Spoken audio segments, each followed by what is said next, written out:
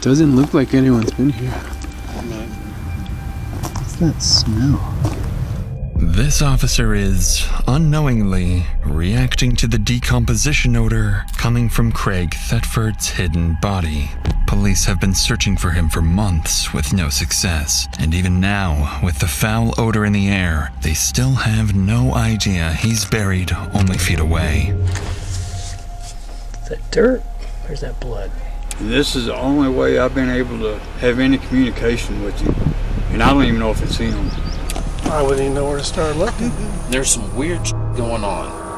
Whoever killed Craig covered their tracks meticulously, using chemicals to mask the odor, disabling security cameras, and hiding in plain sight. And while detectives spend months trying to figure out where Craig went, the suspected killer quietly continues spending Craig's money, allegedly buying houses, cars, and crafting a plan to ensure they are never found.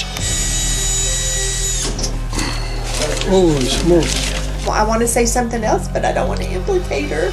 You need to say it. You might start looking in the Caribbean. Police Department! Sheriff's Office, announce yourself!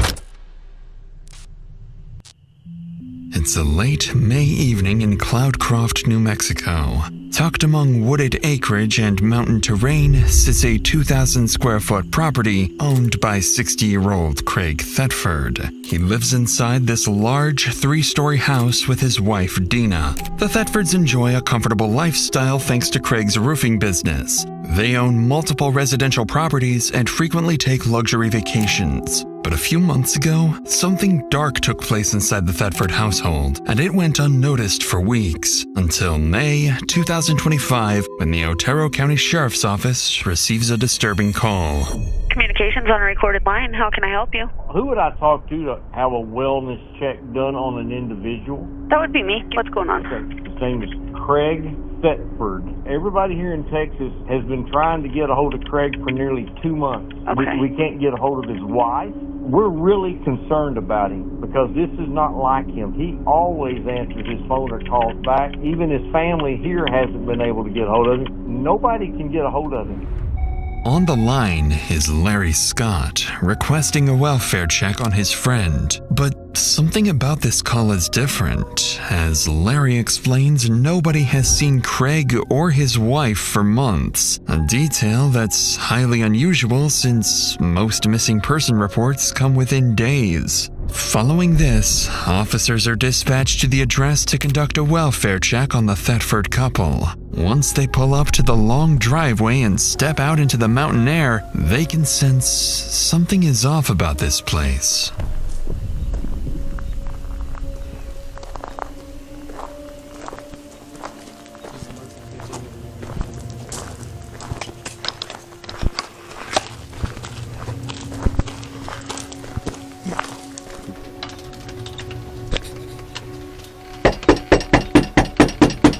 Sheriff's Office!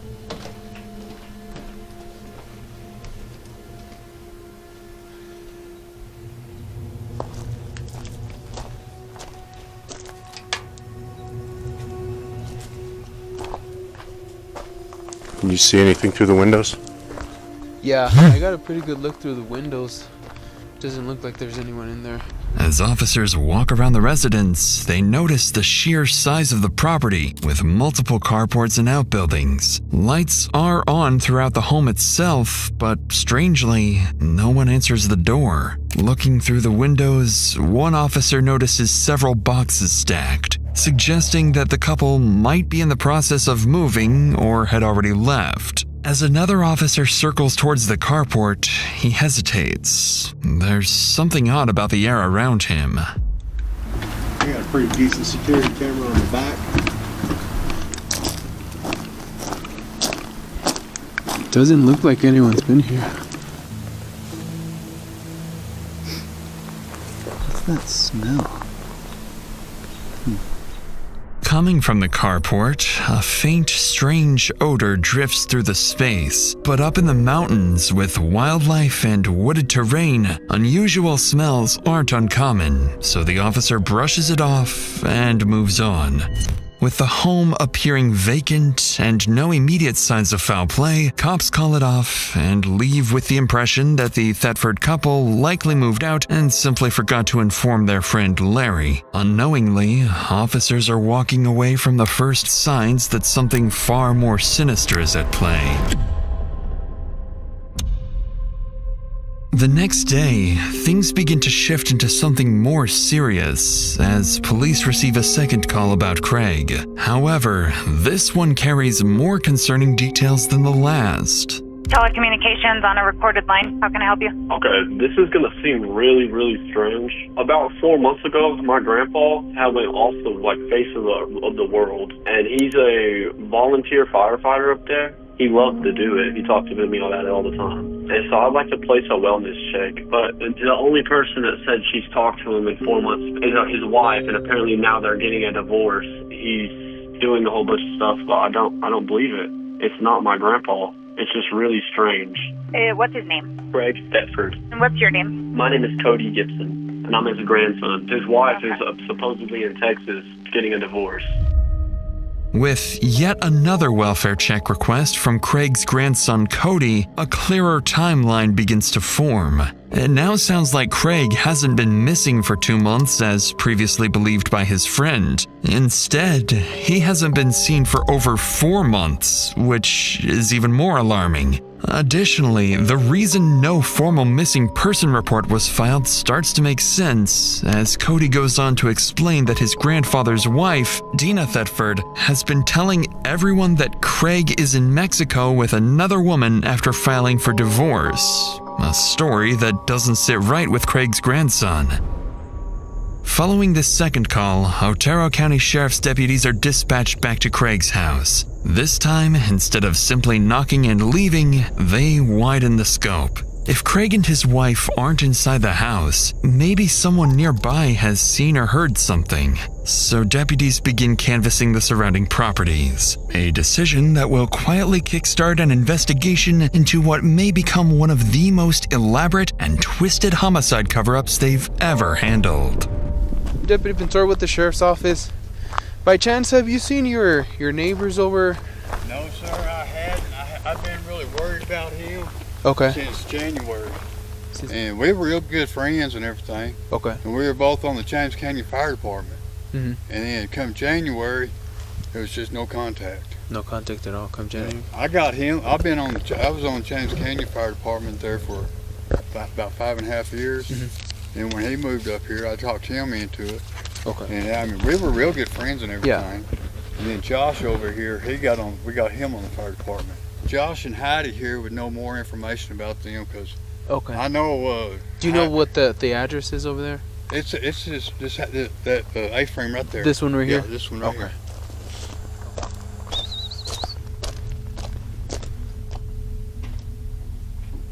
Hi, can I help y'all? Yes, ma'am. How are you? I'm Deputy Pintor with the Otero County Sheriff's Office. Yeah. We were looking for Craig Thetford. Yeah, we haven't heard from Craig. Okay. We're buying the house from him. He was in Breckenridge taking care of his mom. Okay. And his wife Dina is my friend. She's in and out from the house down there. Okay. But she hasn't really talked to him either, which is weird. Have you talked to Dina lately? Mm-hmm. Yeah? Yeah. And have you asked her anything about like Craig, how he's doing or anything she like doesn't, that? From what she's telling me, she's not talking to him either. She's not, oh, okay. Yeah. So are they like not together right now? I think they're splitting up. Gotcha, okay. I'm pretty sure that's what's happening. And when was the last time you saw Dina here in the area? It's probably been about 3 weeks now. About 3 weeks? Yeah. As far as Heidi knows, Craig and Dina are in the middle of separating, with Craig supposedly staying at his mother's house in Texas. That explanation doesn't match what Dina told Craig's grandson Cody, who was under the impression that his grandfather went to Mexico after filing for divorce. To investigate further, the deputy asks Heidi for Dina's phone number and tries calling her. But worryingly, it goes straight to voicemail. With no immediate leads, officers return to the station. Before Deputy Pinter can relay his findings to detectives, his phone starts ringing. Interestingly, the caller is one of the Thetfords. Hello?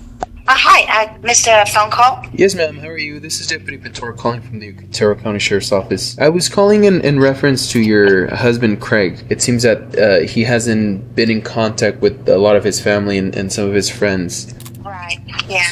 We have been separated, and I recently filed for divorce. He's involved with someone else, and currently he's in Mexico. And when was the last time you saw him or spoke to him?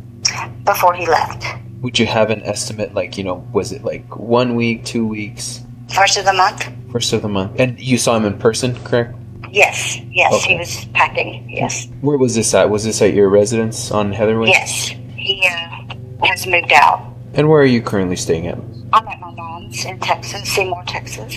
Yeah. Well, I guess let me ask you, are you going to permanently be staying at Seymour, Texas? No? Okay. Until I see what happens in the divorce, I'm going to ask for the property.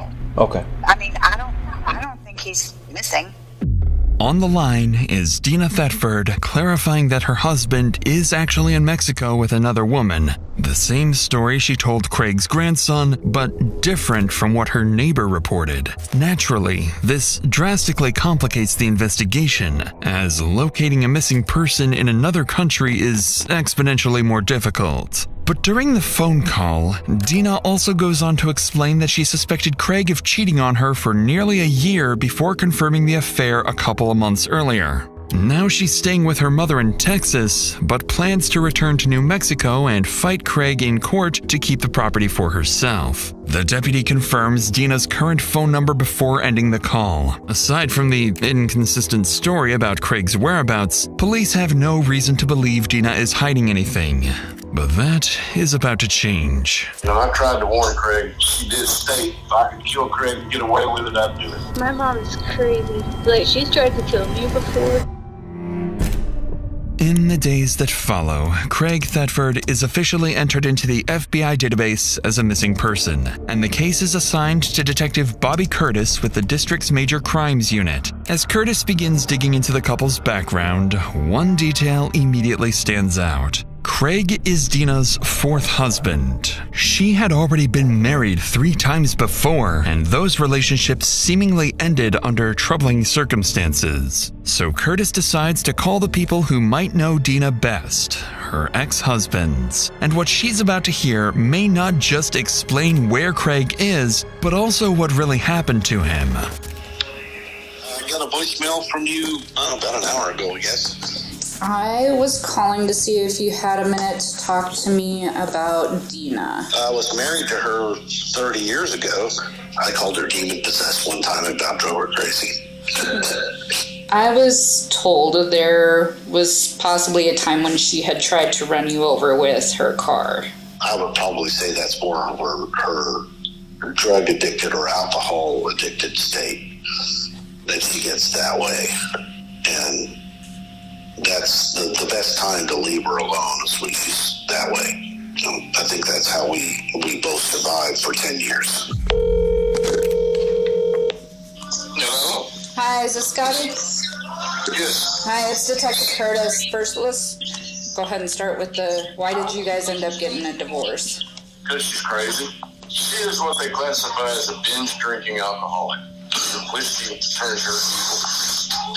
Yeah, she assaulted me multiple times. Broke 2 pair of glasses, balled up her fist, and hit me. Twice she tried to kill me. I was always afraid something like this was going to happen because I knew she was capable. And then, when I saw that Craig was missing, I immediately called. I tried to warn Craig multiple times, and she did state in front of me and my wife, if I could kill Craig and get away with it, I'd do it. That final remark from Scott is disturbing and certainly doesn't bode well for the situation. Following these statements from Dina's ex-husbands, Detective Curtis decides to dig further into Scott's claims. Turns out, Dina worked as a correctional officer for nearly 8 years in the early 2000s. Then, in 2008, according to Scott, Dina was arrested for allegedly trying to stab him while intoxicated, an incident that reportedly landed her in jail overnight. After that, the couple briefly reconciled, but in 2010, Scott also alleged that Dina found his pistol and chased him while pulling the trigger, though the gun was not loaded and he survived. As Curtis continues reviewing the reports, she notices that at various points over the years, Dina's daughter Leslie had lived with her and Craig. So one of Curtis's co-investigators reaches out to Leslie to gain insights into what was happening inside that house. When he finally gets her on the phone, she shares some startling information about her mother. How are you this morning? Good as it can be. How are you? I'm good. So, whenever you were living at the house, Leslie, was there domestic violence going on in the house? Did your mom and dad fight? Yeah, all the time. My mom's crazy. My mom is so crazy. Like, she's tried to kill me before. She stabbed one of her other husbands. She tried to run my real dad over with a car.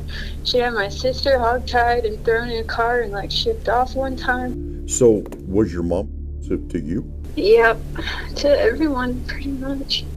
I always thought she was, like, possessed, like, demonic. Like, it was so evil that, like, I just couldn't believe, like, it was real. Okay.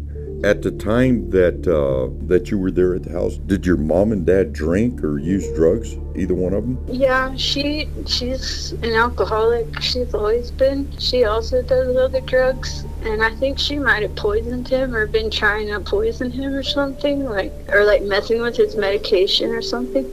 Needless to say, things are starting to sound grim. There are now 2 separate people alleging that Craig may be dead and that Dina could somehow be involved.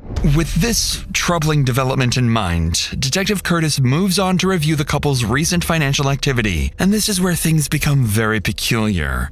In the last 4 months, Dina appears to have spent hundreds of thousands of dollars, including a new house and a new car, while also potentially helping fund her son's new business. With all these findings combined and Dina's shifting story, investigators begin to suspect they may be dealing with something far more serious than a missing person case, and the possibility of a concealed homicide now sits squarely on the table. But in the middle of trying to piece together what really happened to Craig, detectives receive a tip that his wife Dina has returned home and is acting as if nothing ever happened. Somebody's home?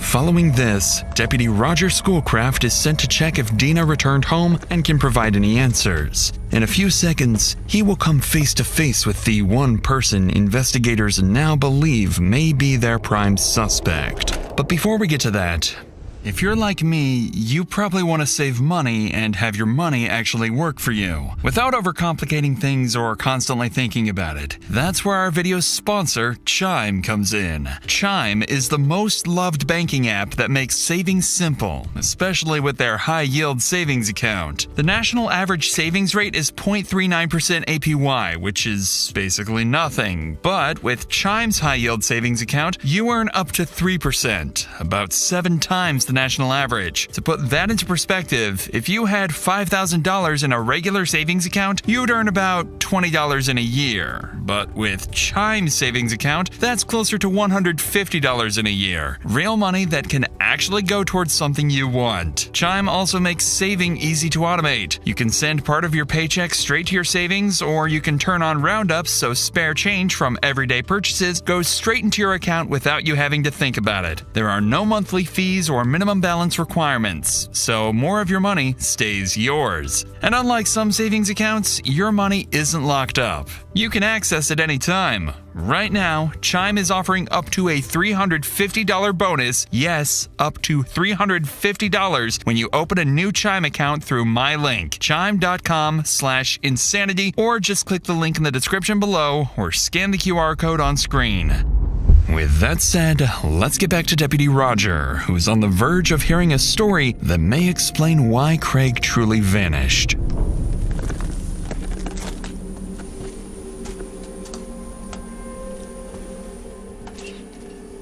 Hi, good morning. Dina? Yes. Hi. Good morning, good morning. Hey, I'm doing some I'm Roger, I'm sorry. Roger Schoolcraft. Nice. Dina? Yes, I think we met at a football game. Probably did.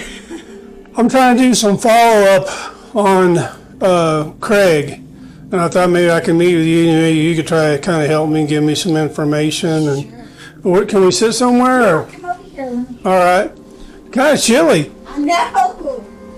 Okay, well, obviously we got some calls because people haven't been hearing from her or anything. So you being the wife, you might be able to help me. Well, it's his mom. I talked to his mom. Oh, really? So you guys aren't? No, we have been having some issues. Okay. I guess you would say we're separated. How long's that been going on? Nothing's legal yet. We just haven't been spending any time together since at least February. February. Early February, late February? Late February, or mid-February. Since mid-February. Things weren't working out, so you left, he left, how did that? He left. He told me, well, he first went to Texas because said he needed to go help his mom. So he left here to go help his mom? That was what he said, yes. I've never really had any reason not to not believe what he said. And that was like the second week of February? You'll have to bear with me because I don't keep track of time. Even though Dina doesn't keep track of time, she does seem to keep track of other things, like the details surrounding Craig's disappearance. Within just a few minutes of their conversation, Deputy Roger notices that Dina slightly adjusts her explanation about Craig's whereabouts, now claiming that he simply told her what he was doing, and she had no reason not to believe him. But as the pair continue rehashing the details, Dina begins to visibly sense that Deputy Roger isn't convinced. She appears to have no idea of the amount of suspicion that's been mounting against her. In reality, Dina is well prepared for this moment because she's about to present what she believes is concrete proof to validate her story and put an end to the growing suspicion around her. I've never had a reason to doubt it, but now I do. I mean, I think that he has hooked up with some youngsters that are doing these classes, and I think he's reliving his youth, and he's ready for me to get out of the picture. But where would he be doing that at? Mexico, I guess. Mexico. But when I would come home, I mean, he's been here. It got to the point where he would just leave me a note, like that one over there. Now there's been several. This is our communication right here for the last 2 months. Okay. And there's been several, but this is now this one is from not like 2 weeks ago. Okay, and you place this is your handwriting and that's his? Yes, because his family's been calling me, where is he? You know, and I'm like, I know as much as you do. Where's El Salto? Mexico. And he has friends in El Salto, or he went? Goes, El Salto is a trophy bass fisherman. Oh, okay, yeah. I'm a big bass fisherman too. I think this would make like the 3rd time he's been there. Even if Deputy Roger tried, he couldn't sound fully convinced that Craig actually wrote this message. But he takes the bait anyway, or at least allows Dina to believe her plan is unfolding exactly as she intended. Conveniently, Dina quickly moves on to the next step in her plan. There's something downstairs that might help clear things up, and she's willing to share it off the record. Can I say something off the record? Sure. Craig keeps all our money in cash. I can't get in the safe, so I can't tell you if he took it or if it's there. All the money? Mm-hmm. Why can't you get into the safe? I don't have the combinations.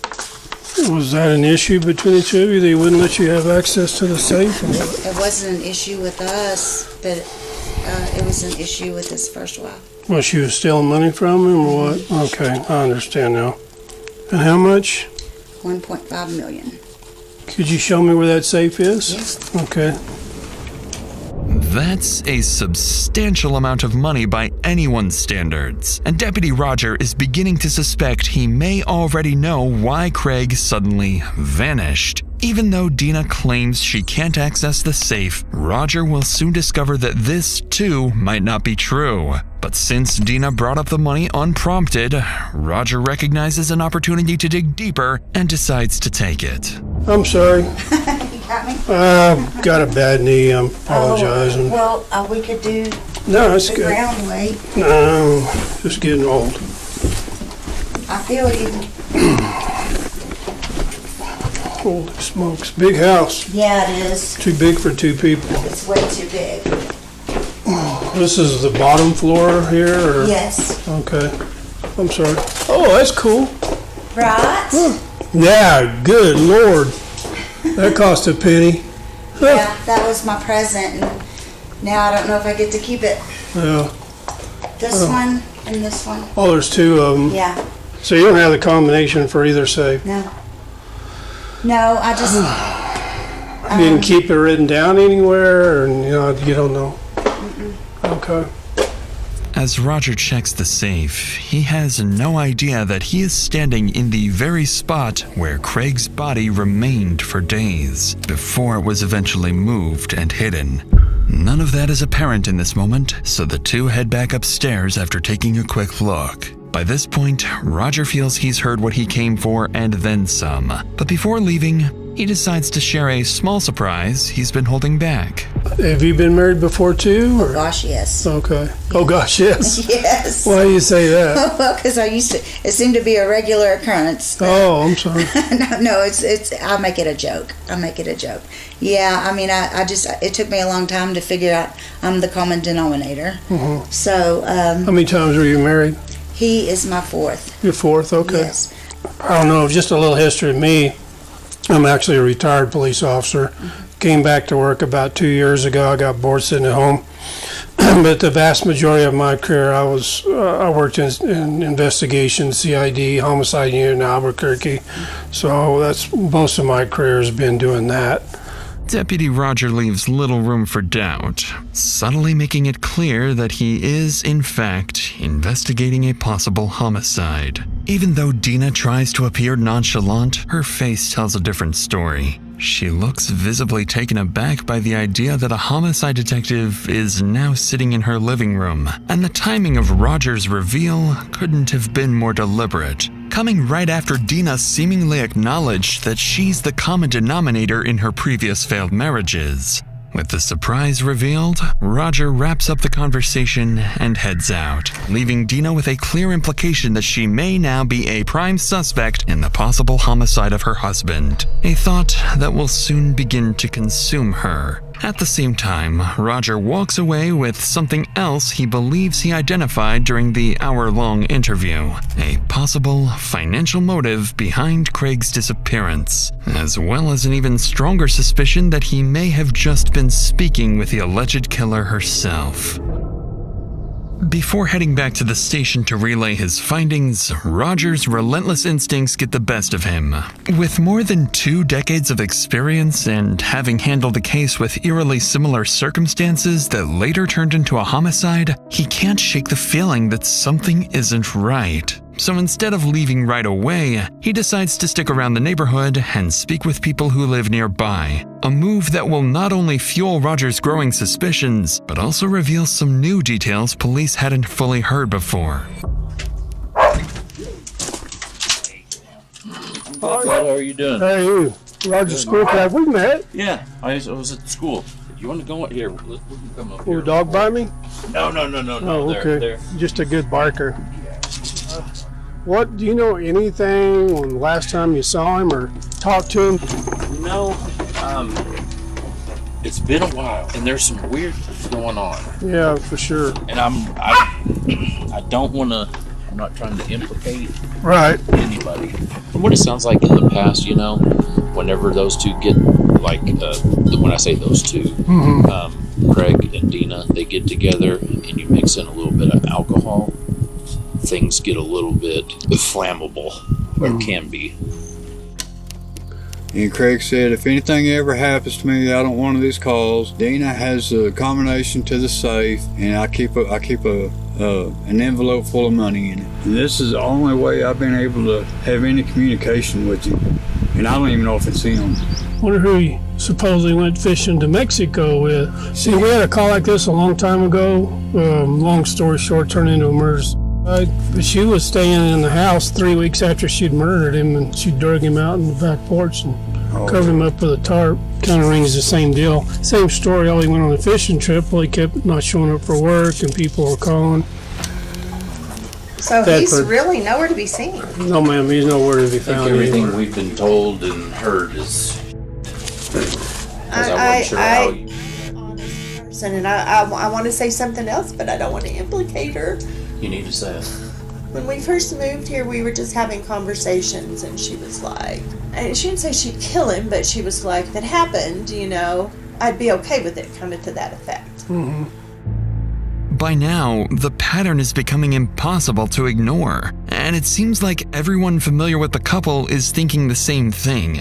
They're just hesitant to say it out loud. Notably, Craig's firefighter friend Thomas also reveals that Craig told him Dina has the combination to the safe, directly contradicting Dina's claims earlier when she claimed she had no way of accessing the money inside the safe. Roger records these statements and eventually heads back to the station to speak with the lead detective Curtis to determine their next steps. Even though investigators are now strongly considering the possibility of homicide, they still lack physical evidence of foul play, or Craig's body, at least for the time being.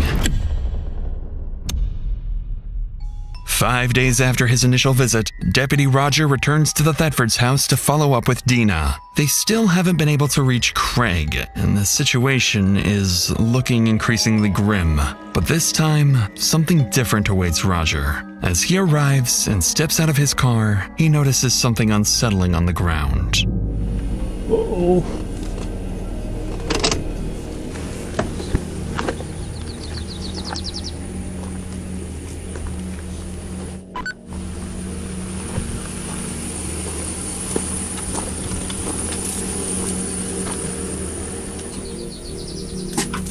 Good morning. Come on in. How are you? Good, how are you? Good, good. I was about to make some coffee. I'll take some coffee. What are you putting in the ground? I'm not putting it in the ground. I was trying to flatten it. I'm going to roll those rocks back in there. Oh, I saw that metal thing. I thought maybe it was some kind of a holding thing.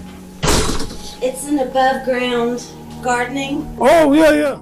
Roger treats the discovery lightly, even joking about the massive hole Dina dug outside. But he'll soon find out that he's been, unknowingly, walking right over the truth this whole time.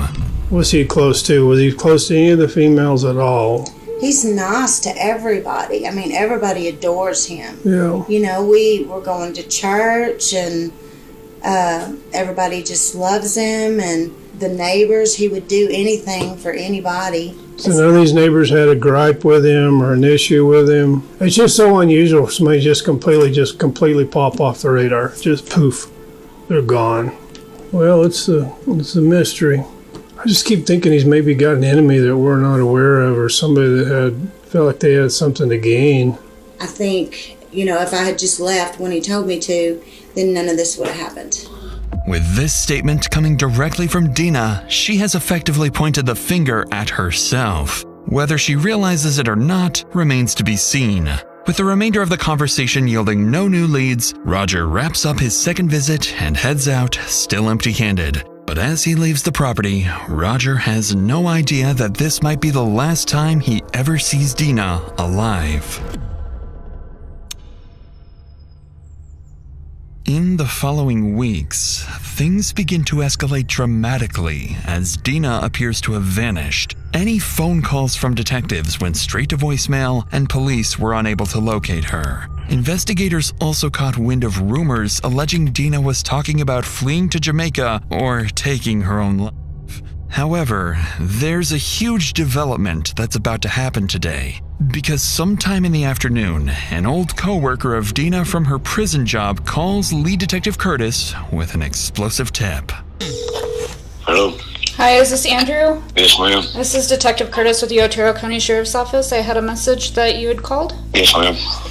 All right, what can I help you with, sir? I recently got in touch with an old friend of mine. She was married to that dude, and apparently she said she shot him. I have a conscience, and I couldn't just not say nothing. Can you tell me her name? This is his wife, Dina. Did she tell you when? No, ma'am. I don't know none of the particulars.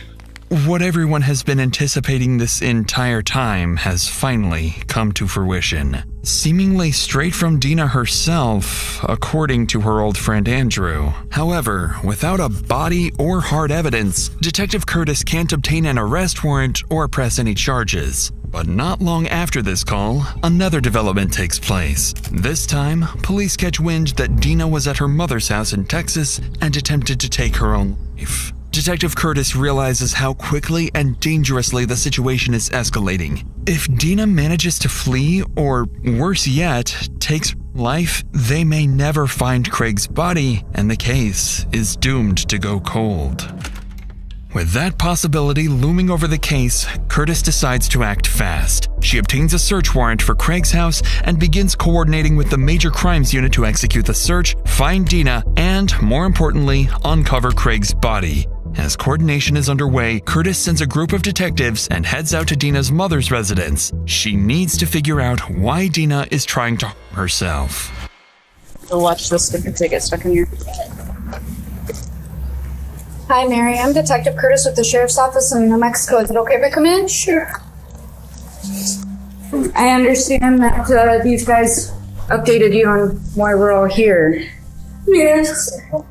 Okay, we're hoping that maybe we could talk to you a little bit about everything that's going on, if that's all right. Dina tried to take her. Did Dina tell you why she wanted to take her? No. No?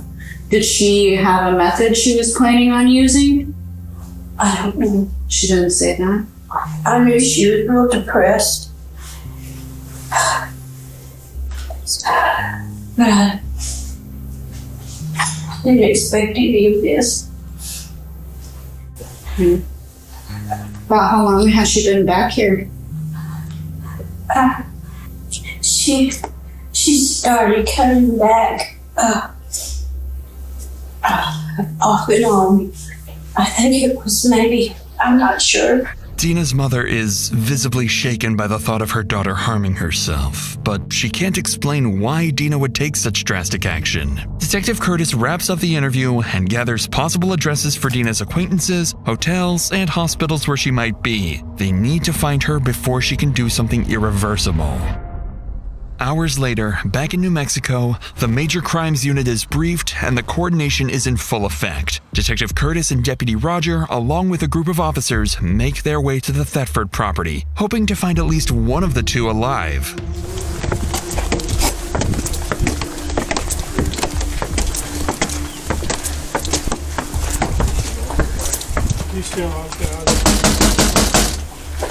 Sheriff's Office!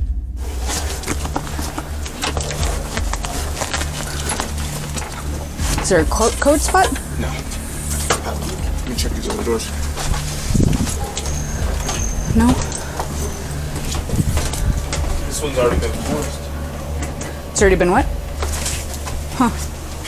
After circling around the exterior of the top floor, deputies discover one of the front doors is suspiciously unlocked, suggesting Dina may be somewhere inside. Officers decide to conduct an initial sweep for potential threats. Given Dina's violent past, her prison officer background, and the murder allegations hanging over her, deputies can't be too careful. One of the deputies has a code for the garage door downstairs, and that's where they decide to make their entry. Through the garage! That door's familiar. Sheriff's Office!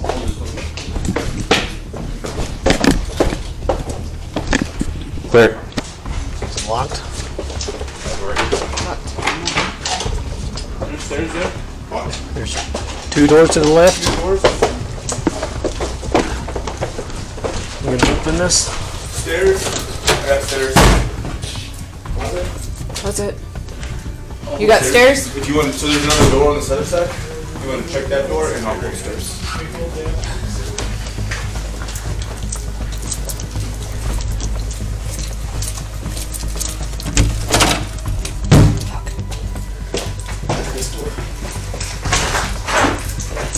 I got another door. Alright, behind you. 3 up, 3 down. Behind you, blue. I got another door. Okay. Oh, blue. Good? Yep. Back around. After clearing the basement, officers spot Craig's safe that's supposedly holding $1.5 million in savings. A locksmith quickly gets to work on unlocking the safe, while deputies head upstairs to continue sweeping the house, where they'll soon find their first clues of foul play.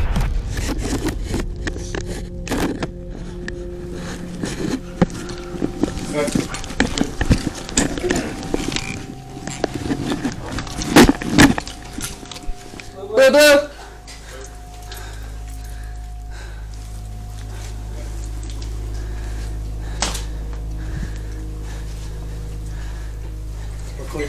Call clear. I already checked the bedroom here and the bathroom and the closet. As police finish sweeping the house, they begin to notice multiple clues that suggest a violent event and subsequent cleanup. Multiple bottles of bleach scattered throughout the house, a surveillance system that appears to have been physically disabled, and various areas showing signs of cleaning. But with no sign of Dina or Craig's body in the main house, deputies move outside to check the outbuildings, starting with Craig's man cave. It's the man cave.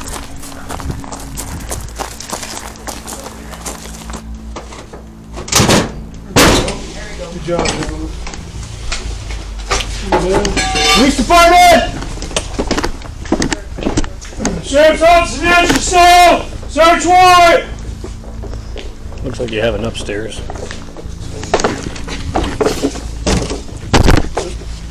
Small room, got a door.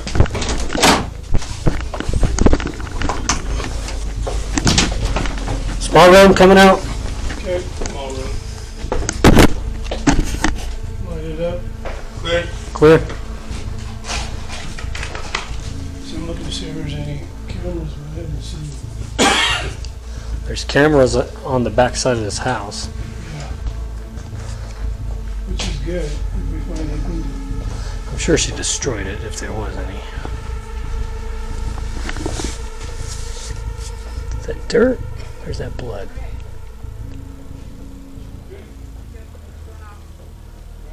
As deputies continue their search, they also find a table saw with possible blood traces, as well as suspected splatter in the workshop area. But still, no human body or remains anywhere. In the meantime, back in the basement of the main house, the locksmith is seconds away from opening Craig's safe and confirming something Deputy Roger had suspected all along.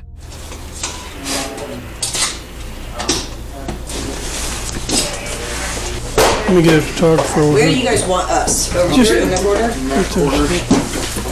on camera. We can get out of here for a minute if you'd like. No, you're good. We're good. A bunch of ammo. Rifle, pistol. Yo, I have all of it. Holy smokes. Kimber is missing. I don't want to destroy this. Why not? Not gonna steal them, man. Looks like it was 44. 4,200? Okay. She missed it.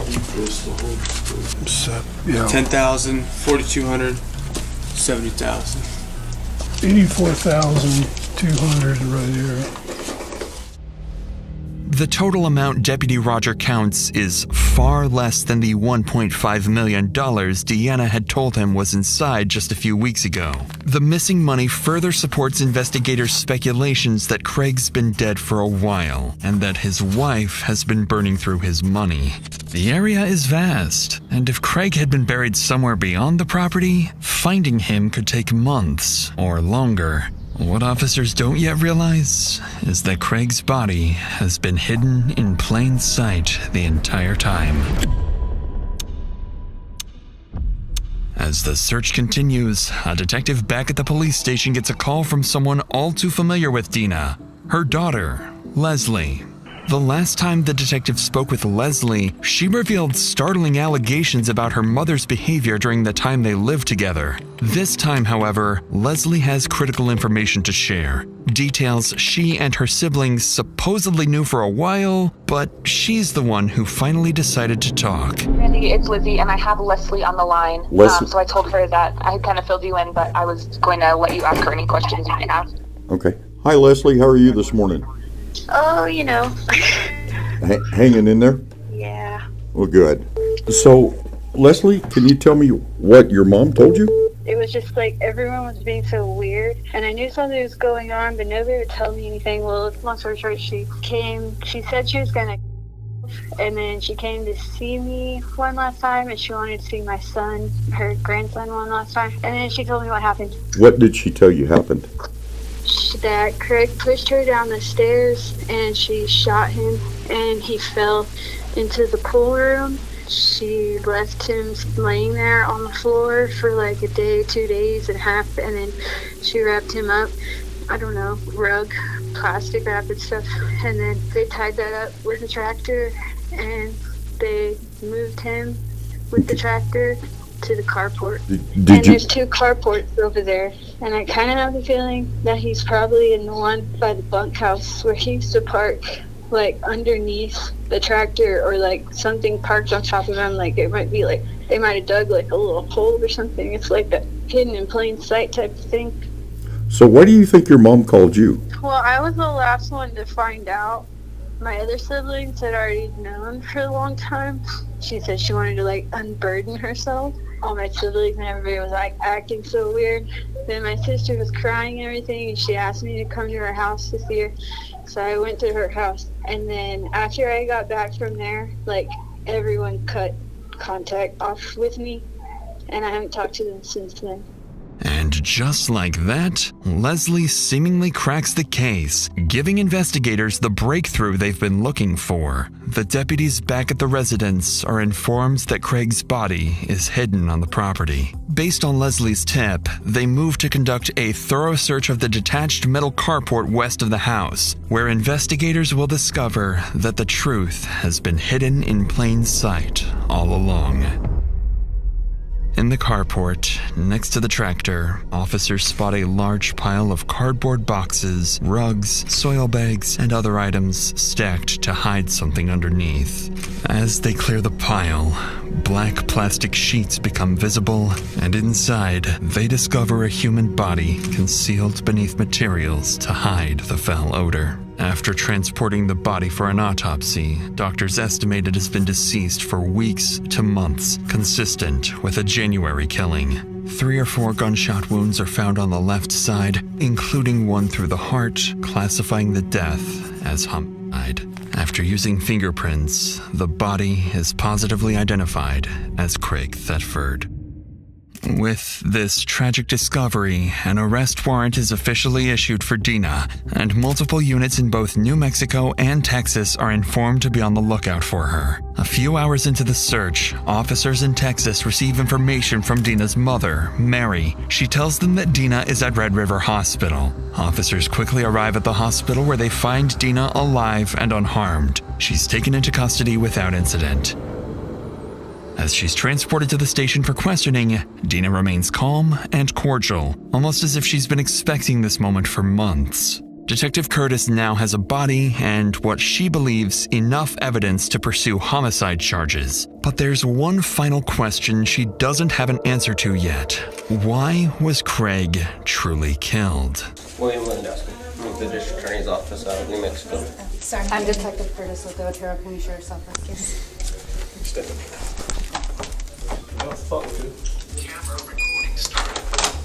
So, I'm sure you understand why we're all here? Yes. Did you get a copy of your arrest warrant yesterday? I haven't gotten a copy yet. Okay. Anything by anybody, anywhere. Okay. And I'm just going to tell you right now, I'm going to need a lawyer. Okay. And that's as far as I want to go. Okay. This is my plan because I don't know any better, any other way. I don't either, unfortunately.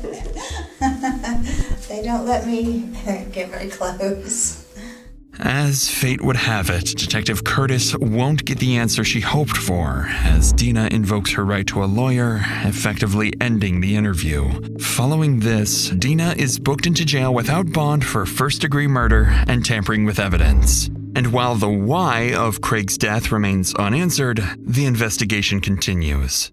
In the following weeks, detectives and prosecutors gather their evidence and build a classic circumstantial homicide case, alleging Dina intentionally shot Craig multiple times inside the house, moved and hid his body, lied repeatedly about his whereabouts, and looted shared assets.